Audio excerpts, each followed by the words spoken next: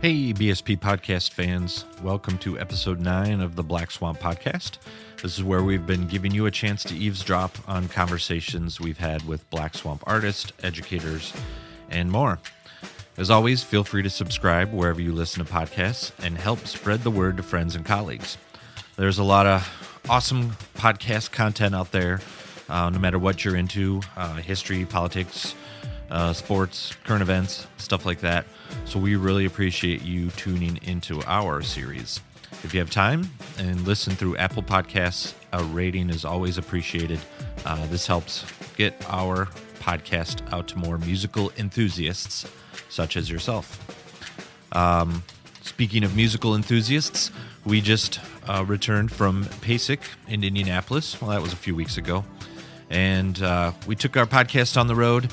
Jamel and I had conversations with some Black Swamp artists, educators, just some percussionists and other attendees that were at the convention. So Jamel and I are going to hit the podcast studios here and do a special PASIC wrap-up shortly. So stay tuned for that. It's all fun stuff. But today, I have a conversation with BSP artist Tom Sharpe, a graduate of the Interlochen Arts Academy in DePaul University in Chicago. Tom has had a super interesting and varied career, basically navigating, orchestral, pop, and world music, all in solo and ensemble settings. Tom does a lot of solo stuff and then has his own Tom Sharpe ensemble. He's won several songwriting contests, including the World Music Song of the Year by the John Lennon Songwriting Contest, which is part of NAMM, I believe. He won with the title track from his first solo CD, Like Setting Myself on Fire. But most notably, and definitely appropriate for this season, Tom is the drummer for the Grammy Award-winning Mannheim Steamroller. They're currently on tour and possibly spreading holiday cheer in a town near you.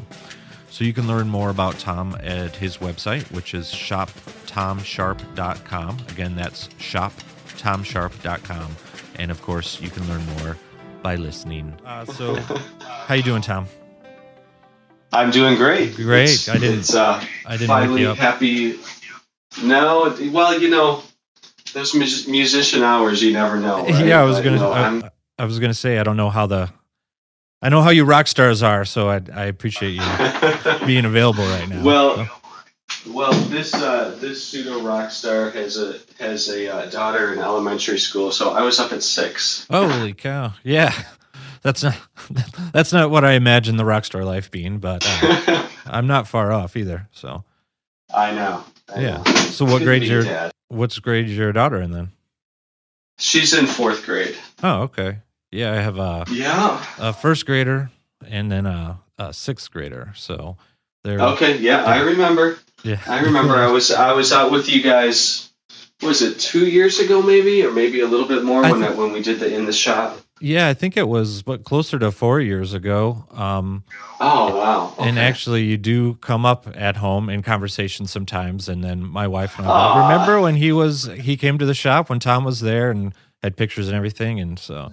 I'll play one more piece for you, and then I'll close. Okay.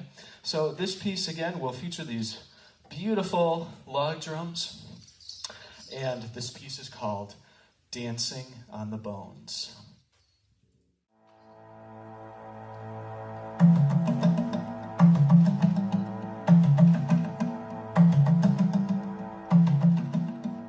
Yeah, they remember that it was a great time having you, a great concert. So, thank you. Well, have me back anytime. Yeah, and side note, just because I'm thinking about it, speaking of seeing you, I saw you on PBS the other night, and I don't want to jump the gun too much here, but they were like doing one of their annual pledge drives or semi-annual or whatever. Okay. And Dennis DeYoung was in the studio. I assume it was him, and he said he was.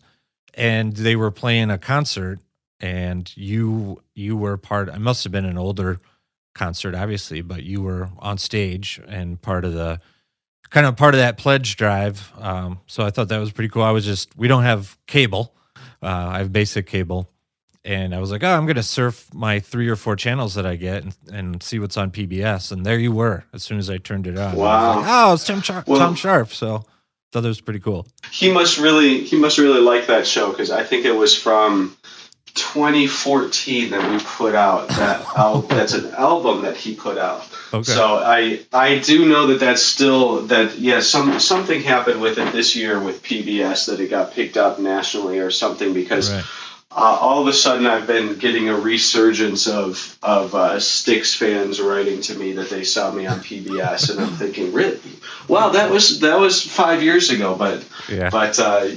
Well, he must have really thought something of that show. Yeah, still getting some traction at least. So, we can talk a little bit maybe about that later if you want. But Sure. So you're in Chicago right now, right? Yes, I am. Yeah, but you're not from Chicago. You're from Michigan, right?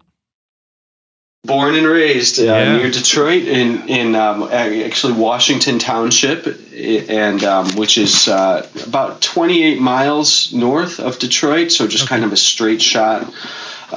Just take the mile roads up there, Van Dyke, and you wind up where I was in Washington Township, which people more know as Romeo. Okay. Is kind of the bigger town there, or the more well-known town. But Detroit boy, and I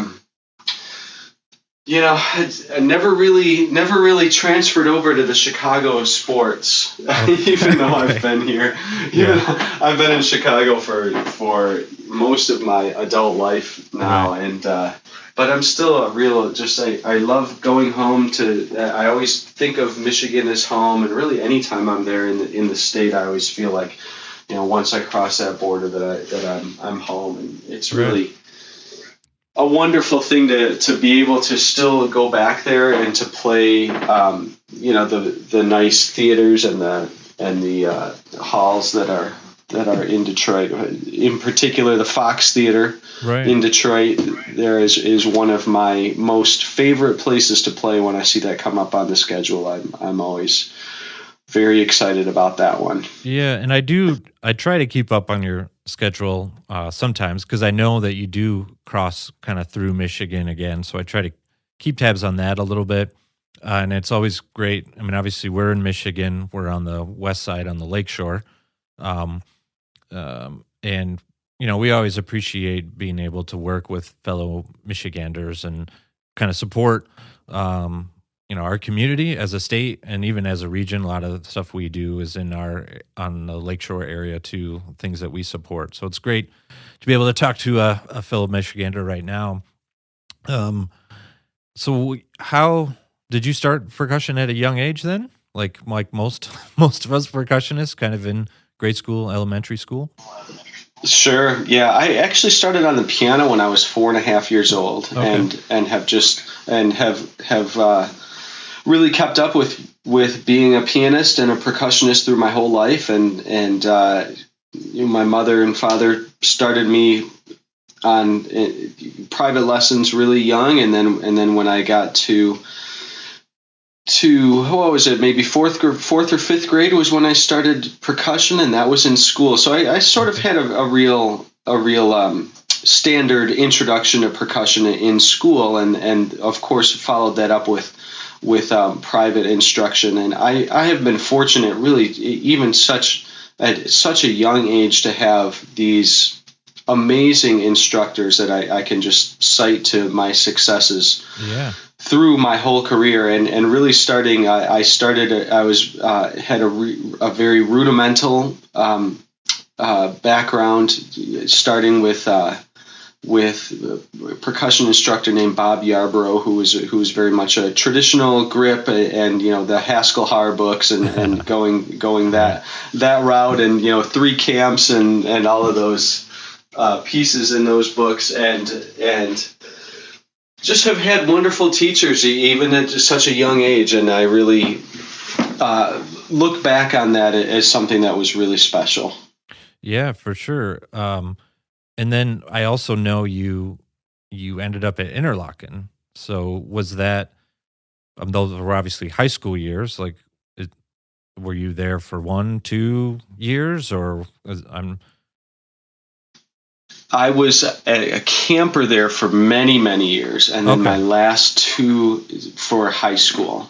Okay. So, Michigan has I guess I'm not sure if they still have this program or not. That's called the All-State program, where it's a national music camp, but then there's also an All-State program that's just specifically for people that reside in Michigan. Sure. And I went to that for many years, as starting young, junior high, and then going straight through high school, and then started to think about being a musician, a career musician. Although I knew that from a much earlier age, but really by that point knew that Interlaken was going to be the place where I really needed to be with, surrounded with people like me that were ready to take it to the next level. Right. And I really feel Interlaken, it was a big part of my success. Is at that point I think that the schools are different now. And actually, I've gone back recently to Romeo High School, and I've done some clinics there. Oh, okay. And at the point I was at Romeo High School, I felt, along with my parents, felt that, if I was really going to have a career as a musician, that I needed to be at Interlaken and to launch my college career from there. Right. So it's kind of a very, very maybe little known fact, although I don't know within what circles, but musicians are recruited to college just like athletes are. Oh yeah. So sure. And it depends on where you go to school. If colleges are going to come and recruit you, and Interlaken, colleges come to Interlaken to recruit for their universities. So that's what brought me to Chicago, and of the schools that recruited me, I chose the School of Music at DePaul University in Chicago, and that's what brought me here, and I've kind of been in the Chicago area ever since. Okay, so yeah, I'd known you went to DePaul, so that's ultimately where you kind of planted some roots then. And just sorry to step back for a second, was there? So these kind of formative years, I guess, was there some sort of trigger or catalyst? I mean, you mentioned you'd been playing piano since 4 years old, and then kind of transitioned to percussion, and then knew you wanted to pursue this as a career, and then kind of Interlaken was a part of that. Was there some sort of influence or trigger that kind of pushed you in that direction that you can remember, I guess, or maybe it was a collection of things? I think for me, I don't recall ever wanting to be anything except a musician.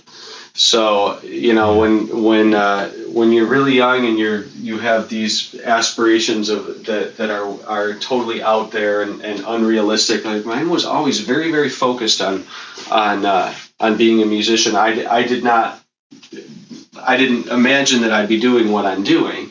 But right. As far as a career in music, it was something that I really felt strongly about at a very young age. Right. And that's usually how it works too. You never really imagine what you're going to be doing. Maybe you have some ideas, or you have aspirations, or you have a goal, but things always change and things evolve. So it's always an exciting journey, I guess. And so you're at DePaul, and that is undergrad and graduate work? Yes, I actually have my master's from DePaul in orchestral music, and right. at that point, my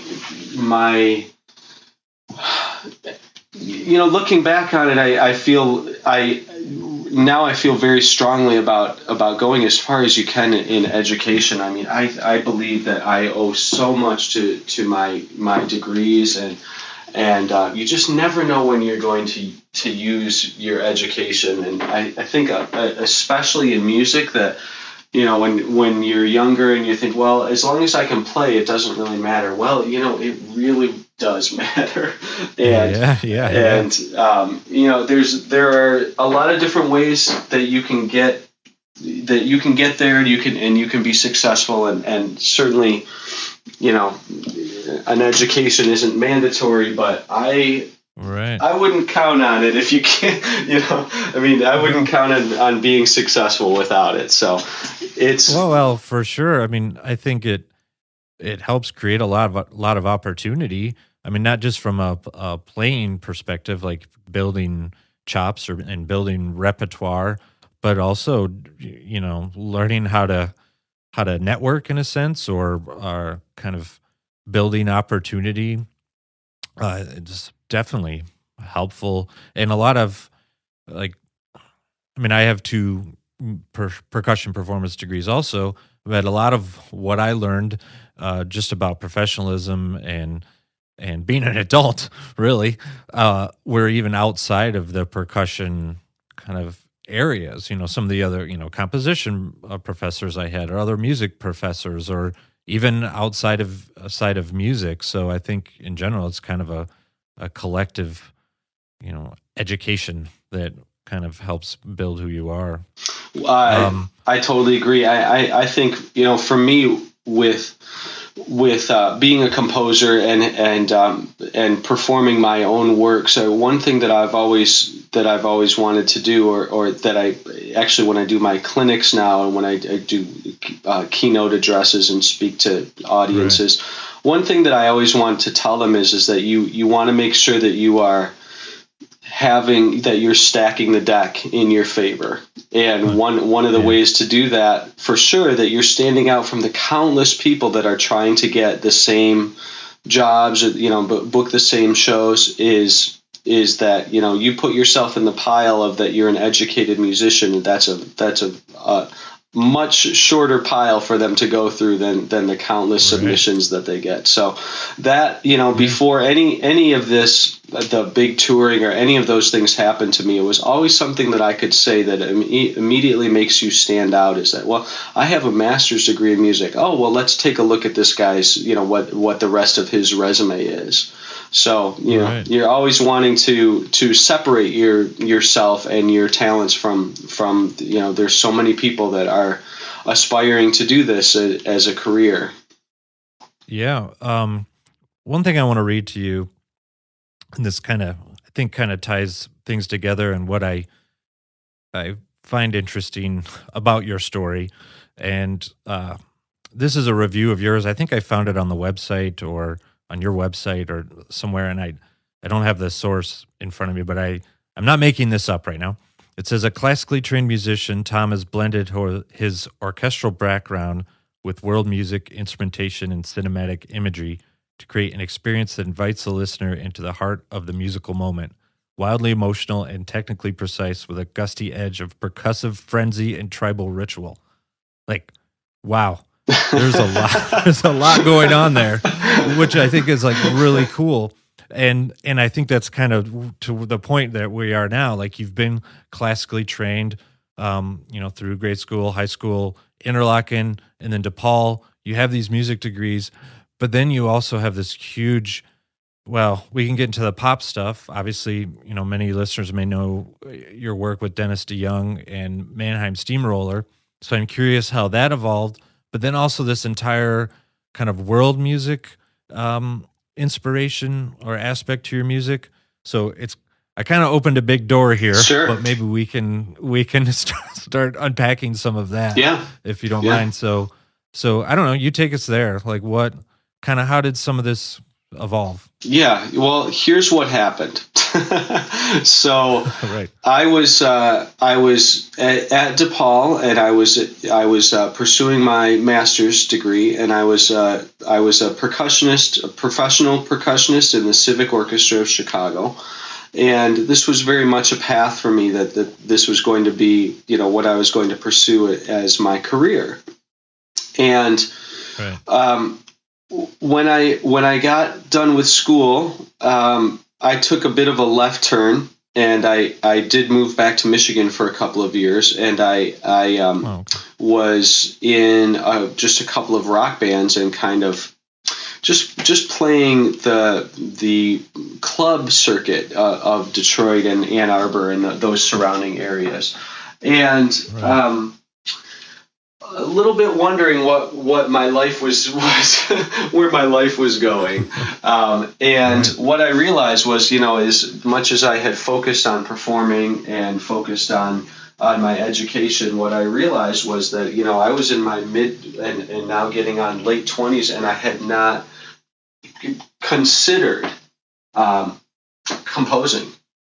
And so, you start to feel like what's missing in my life, and I realized, well, maybe that is what's calling me.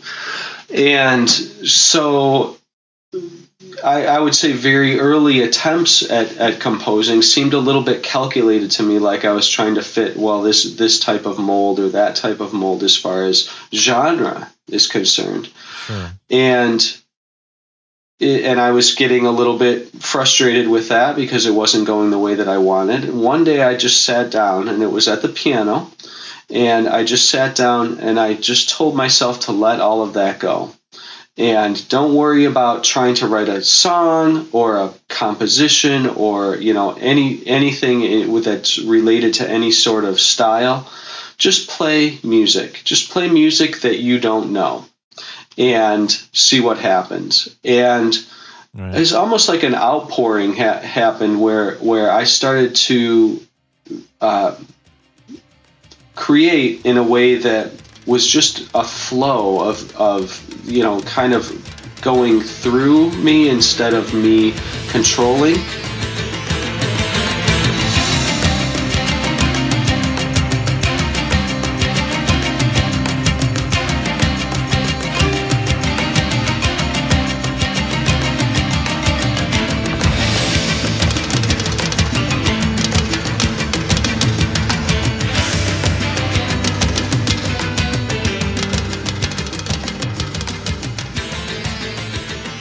And what I did was just continue to go with that, and wound up creating a collection of songs that had a very world and ethnic tone to them, for really no reason that I had thought of to begin with.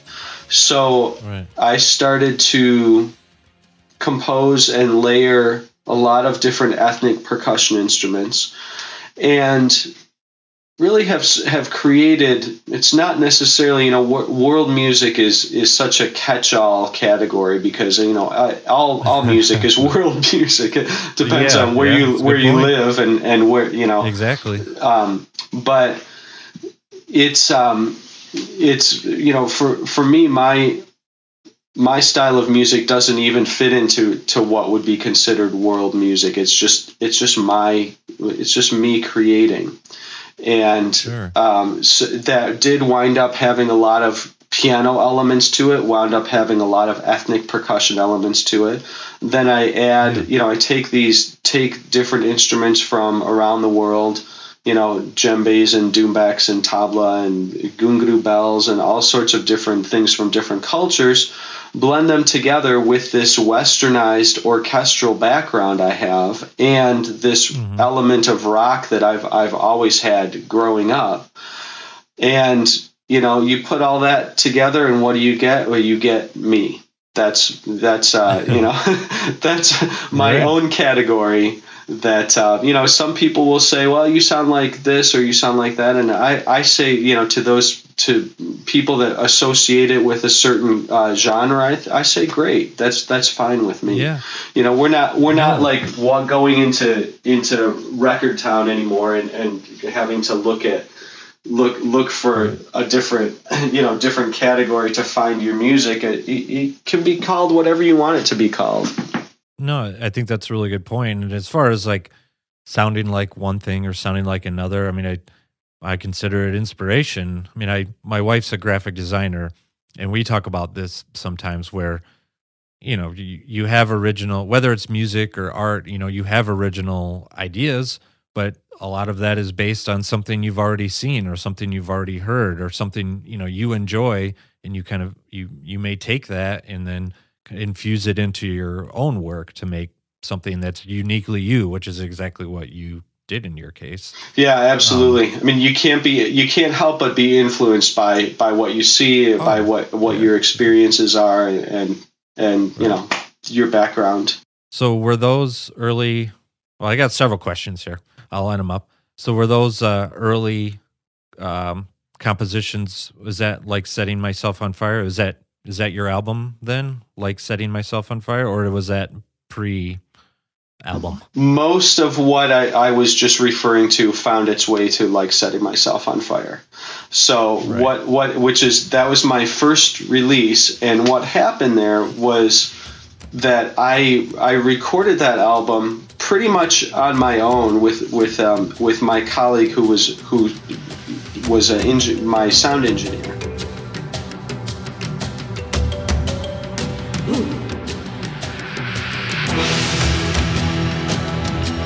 And but the parts were mostly all me layering on a Pro Tools style setup, where you can just layer and layer over and over again and part upon part. So if you listen to that album, it sounds very full, very orchestrated, and it's really just me just recording parts over. And so what happened there was, I had this vision, more like a composer than a performer. I had this vision of this complete work. And when I released that album, I actually submitted that title track, and I submitted two tracks to an international contest that's called the John Lennon Songwriting Contest. Yeah, and this is back when there was like Musician Magazine. I guess these things still exist, right? I don't know. And like Spin and maybe all online. Of those. Yeah. I think so, maybe. They would have submissions in there that you could enter your song. So you could be successful, professional artist. You could be a student. It doesn't matter. It didn't matter.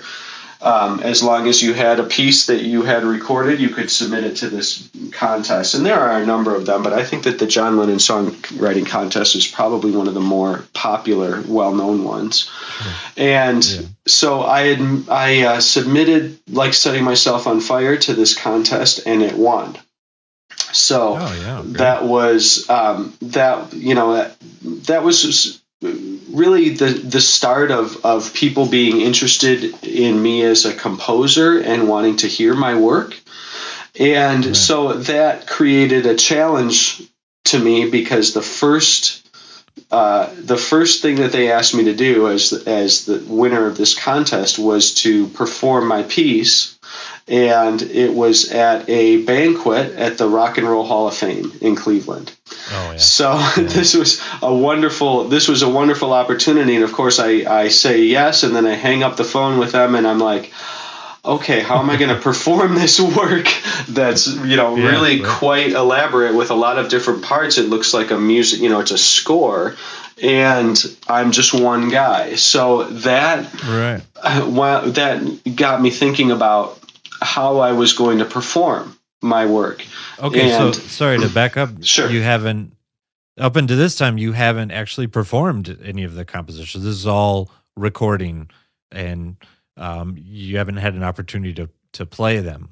Exactly. Is what you're saying. Didn't even think about it. So you have to get creative now. Exactly. And so I'm thinking about how many parts there are and how many people I need to play each part, and what the budget's going to be like to hire that group of musicians, or to create a group that would be that would want to do these works, and this is all sort of foreshadowing that I do have all of that happening now, where I have a group that performs my music, and the work is fully scored, and I can take it to an orchestra, or go to a college or a high school and do a residency where everybody gets a part, and it can be fully, it can be a full orchestra or a percussion ensemble, choir. I have it scored that far.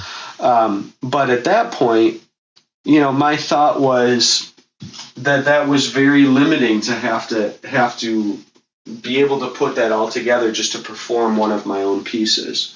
So that's how I created this setup that I have. That's very unique, which is what you saw me do in the shop, which is that I'm kind of controlling this whole atmosphere of sounds through being a solo artist. So that means how many things can I do at one time? And so I was thinking about the work and thinking that I don't necessarily need to recreate every part that's on there, but I don't want I don't want ever that a listener to feel like they're not getting the full version of the work. So I took my djembe drum and my tablas and doumbek, put one on my lap, put one on either side, put cymbals around me, set up a keyboard, strapped bells to my legs, and started to put some electronic triggers around, and just try to figure out, almost from like a drum set player perspective of you've got everything going at once. How many different things can I do at one time to recreate this sound?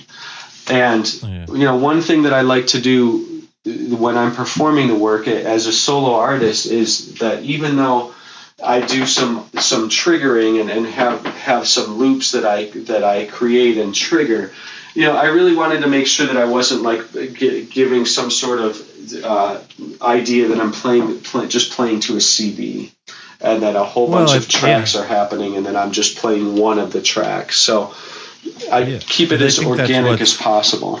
Yeah, I think that's what's really interesting, is because you're using the technology not as a crutch, really, but as a tool. I mean, it's sort of an extension of what you're already doing. So it's the technology is almost another instrument in a sense. I certainly wanted to use it in that way, and to not feel like I'm just playing along to tracks, and there's enough going on in the music where I could easily do that, as just hit play and play along. But for me, for me, playing my work live is more than just playing people some songs. I mean, I really want to do something that I feel is inspiring. And for people to see me doing that, it might not even seem like it was possible to create all that sound as one person. And, in turn, that opens up their minds and makes them think, anything is possible. Yeah, that's great. And you're doing solo stuff, and you mentioned you currently have, arrangements for all types of different orchestrations for clinics or for residencies, events that you're doing. But you also have the Sharpe World Music Ensemble, and that's like a small, it's more of a chamber style group, like 3, 4, 5 members maybe, and they're performing your works solely, or are there other pieces, other compositions you're doing? It's my works, yeah, and I have about eight very talented musicians that I can draw on. Oh, okay. Usually I wind up, it depends on the venue, how large the stage is, and a lot of factors are involved in it. But usually I'll wind up with probably 4 or 5 of us that are performing, and it's great because, like I said at the beginning, I didn't want to be limited to anyone else's schedule or amount of players that I need. So I felt that being able to play this music as a soloist was the most important thing for me. Now, when I am able to bring musicians with me, I can pick from this pool of very talented musicians, and it's very effective whether I have my bassist and a bassoonist with me, or a French horn and a violin. It still works. So it really is it's really an interesting and just it's kind of cool to me to hear my works in these different ways as far as who else is playing them. Sometimes when it seems to keep it fresh too, or more interesting and more inspirational in a sense, like maybe something you hadn't thought of before, or takes a piece in a new different direction. Yeah, absolutely. Maybe you like to limit it. I don't know. So it's cool for me to hear a part that I haven't heard in a while, because I actually will wind up doing more solo shows than anything else, just due to the logistics of it. And then when I have my group with me, and then all of a sudden here comes this beautiful counter melody or something that comes in, I'm like, oh wow, that I remember that I did write that. I haven't heard that in a long time. So it's cool to hear it different ways, and it's actually the opposite of that is that sometimes I'll be playing and I'll have a couple of my group with me, and I'll cue something and forget that instrument is not here.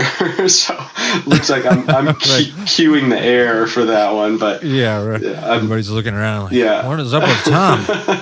No. And are these all Chicago-based musicians then? People from the Chicago area? Yeah, for my ensemble, we're all close here. Yeah. And how often do you kind of get together only when a gig is coming up, or you try to keep people, keep some of this fresh in their hands? Or? It's almost more kind of a training thing than it is like a band.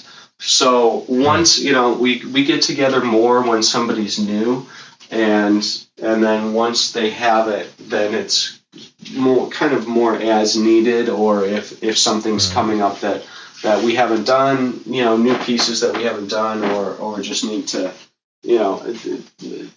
parts of a middle part of a symphony that we haven't played before. Yeah.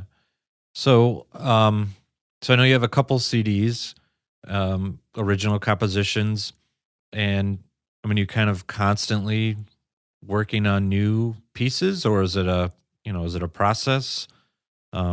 I always have new work that I'm writing. Right now, I'm very focused on my performance, so I don't have. I feel like I probably have another couple of albums written already, or at least the ideas that are kind of waiting to go. But I feel very focused right now on performing, and honestly, I'm being a dad and being a musician, and that's really I feel very, very blessed right now with what I'm doing. So I have great balance. Yeah. I feel really good about the balance right now, and I also think there's a time and a place for everything. And right now my focus is on my daughter. My focus is on my performances, and I have this amount of the year left before I start to think about getting ready for the big Mannheim Steamroller tour, and this is really, really where I am right now. Yeah. So when do those rehearsals start? How far in advance do you guys start prepping for the holiday season? Well, I think we all individually start way, way earlier than when we get together. So, I'll probably let a few more months go by, and then I'll start getting out, deck the halls again. But really, I mean, the group, my band has not changed in many years now, and we're a quite well-oiled machine. So we pretty much get together maybe about a week before and go through new material that Chip has given us that we're already practiced up on. So that's the thing, is that it's more individual practice, and then we just get together and we all know each other, very, very well right now, or very, by now as musicians. So, sure. About a week or two before, and we ramp up, and then we hit the road.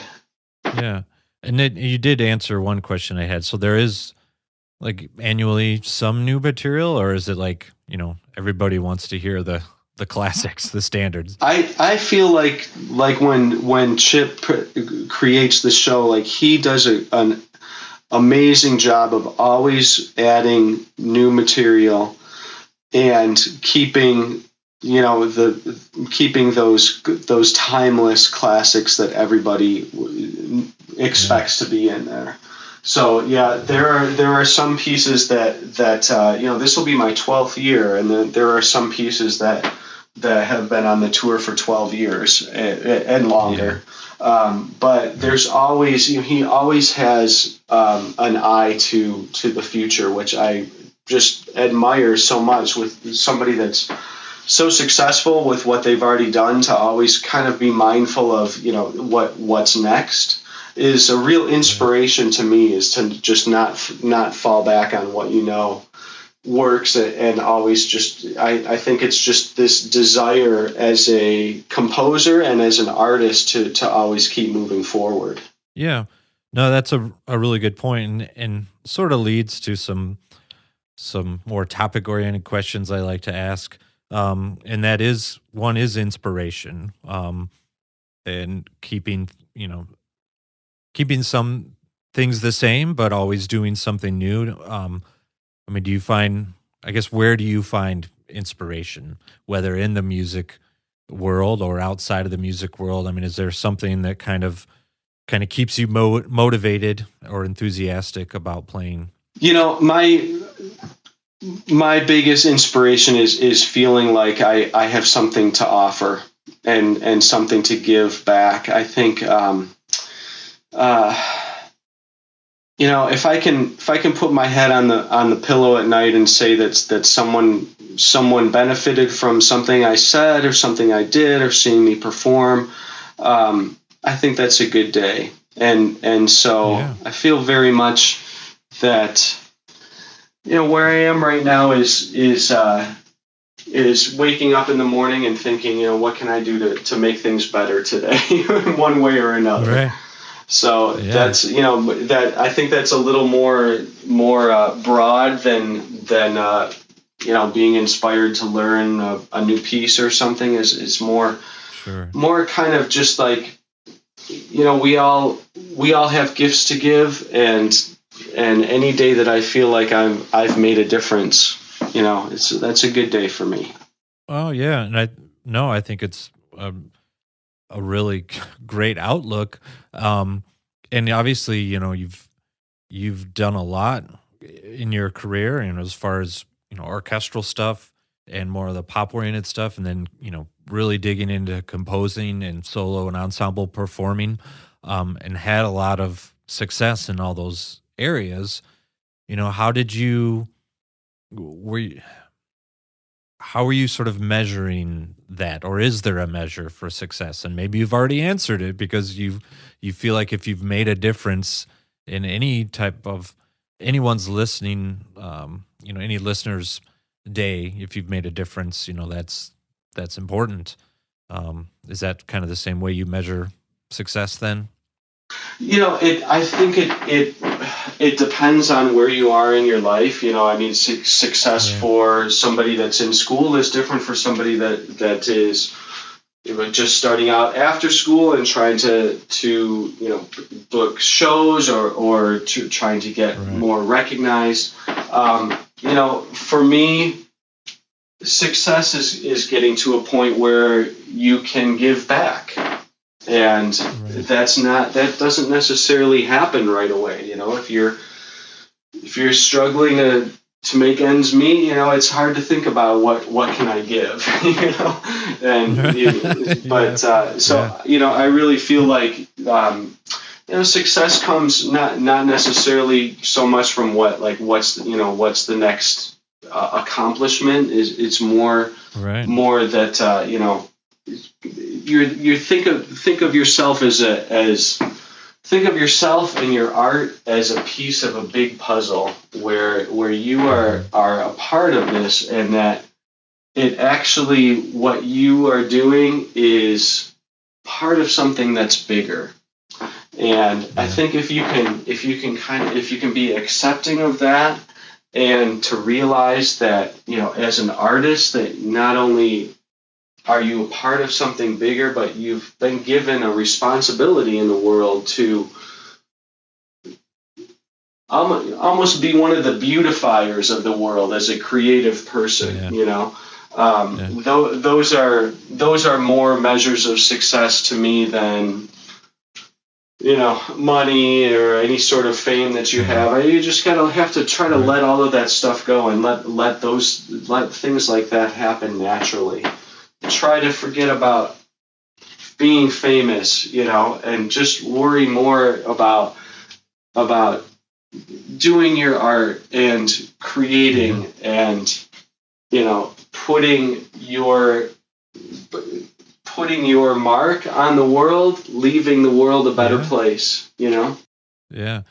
Well, and what I think is pretty interesting, what you touched on, was sometimes success can be an evolution. I mean, you're totally right. When you're in school or just out of school, success could be getting the next gig so you can put gas on your car, food on your plate or whatever, and then gradually, progress to where exactly what you're saying, you're making more of a difference or putting your mark on the world. And I think it's a really great point, sort of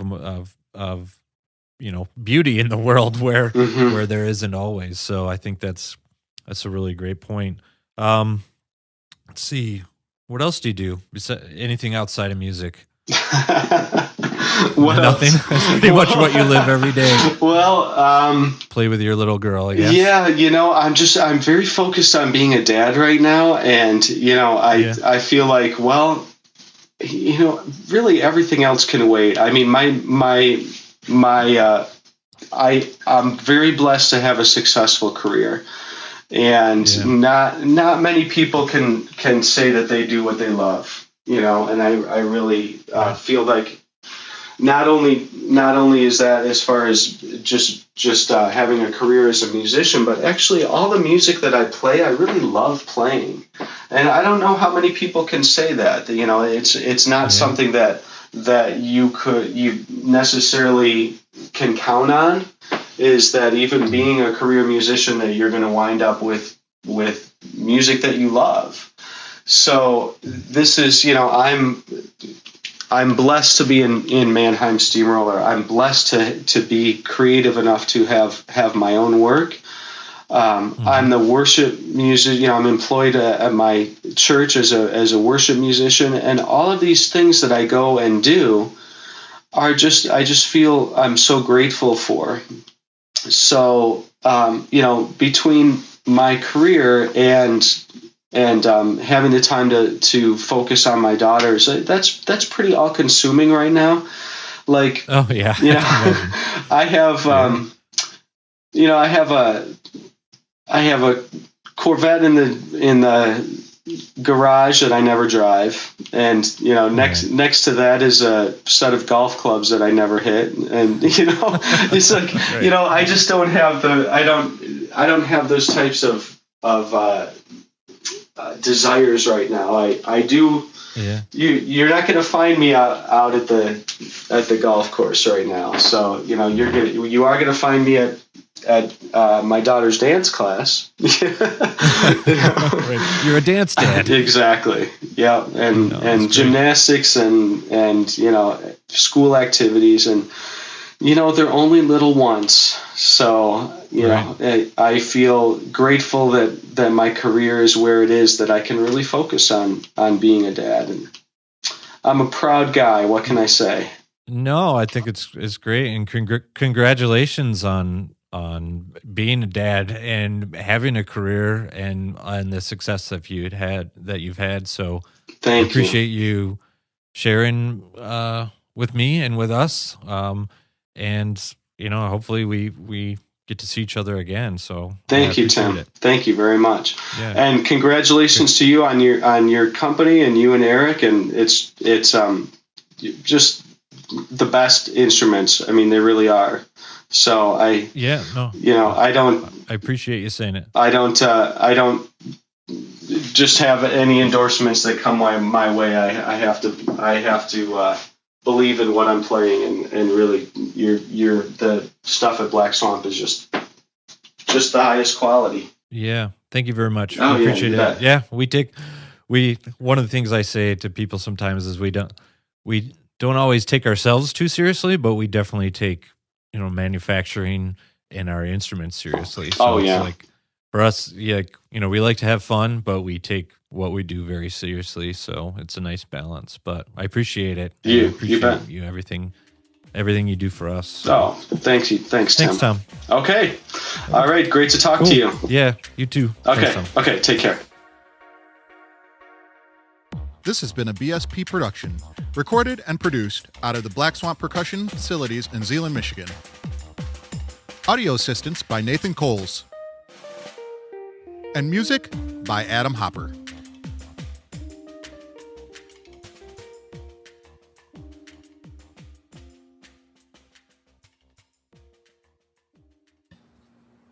This call is being recorded. If you do not wish to be recorded, please disconnect at this time.